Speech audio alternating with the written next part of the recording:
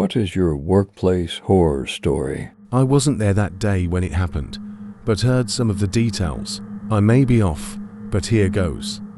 The maintenance guys were up in a scissor lift working on an overhead indoor crane. Someone on the floor grabbed the remote for the other crane and started to move it. One maintenance guy yelled duck and ducked.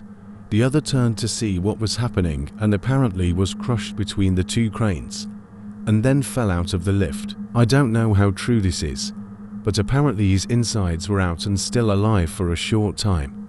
I got a call from my idiot team lead telling me work was shit down for at least a day, probably longer.